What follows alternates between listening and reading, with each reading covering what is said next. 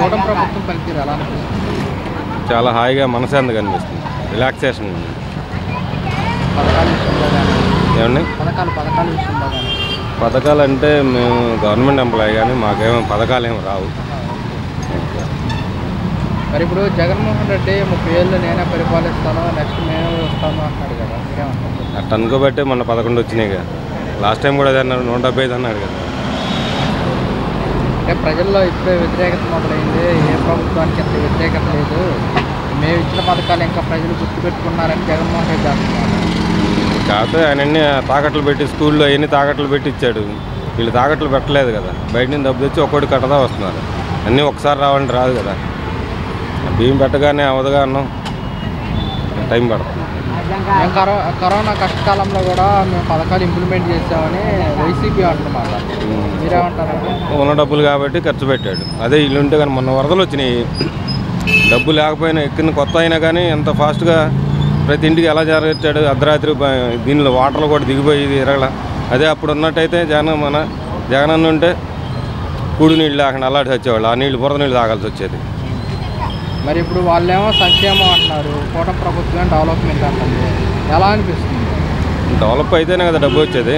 నువ్వు ఉచితంగా ఇంట్లో కూర్చోబెట్టేది నీకు 4,000 ఇస్తా 5,000 ఇస్తానంటే ఆడు పనికి పోయాడు, పనికి పోవట్లేదు కదా. ఇప్పుడు పని కల్పిస్తున్నాడు, పని చేసుకొని డబ్బు సంపాదించుకోమంటుండే, అది తప్పు కదా. ఇదే ఊరకిచ్చి దానికన్నా ఇది బెస్ట్ కదా. మరి ప్రజలు మరి మాకు ఆ ప్రభుత్వంలోనే పథకాలు వచ్చాయని చెప్పేసి అంటున్నారు కదా, ఇంకా ఉన్నారు 47% ఉన్నారు కదా, వాళ్ళు కూడా కొంచెం మారుతున్నారు ఇప్పుడిప్పుడే. కొంచెం క్యాస్ట్ ఫీలింగ్ అదే ఉంటుంది కదా. చదువుకున్న వాళ్ళు అయితే అర్థం చేసుకోగలుగుతారు. డెవలప్మెంట్ విషయానికి వస్తే గత ప్రభుత్వం కంటే కూటమి ప్రభుత్వం మెరుగేనంటారా? 100%. మొన్న అమరావతి చూడటానికి వెళ్ళి వచ్చాము మేము. ఎంత ఫాస్ట్గా వర్క్ జరుగుతుంది. అన్ని కోట్ల రూపాయలు నాశనం చేశాడు, కనీసం అర్థం కాదా. ఎలా ఉందన్న పరిస్థితి అక్కడ? మొన్న అమరావతి వెళ్ళి వచ్చాను, చాలా గర్వం అనిపించింది, చాలా బాగుంది. ఇంకొక 5 అనవసరంగా తప్పు చేసి 5 సంవత్సరాలు వెనకబడిపోయాం, లేకపోతే ఇప్పటి రెడీ అయిపోయేదే. అది చూసిన దగ్గర నుంచి నిద్రపట్ల ప్రాణం తరుక్కుపోయిందనమాట. ఎంత డబ్బు వేస్ట్, నీళ్ళన్నీ తోడి ఎంత వేస్టే కదా.